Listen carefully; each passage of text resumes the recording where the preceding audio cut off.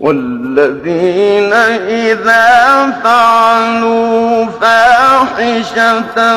أو ظلموا أنفسهم ذكروا الله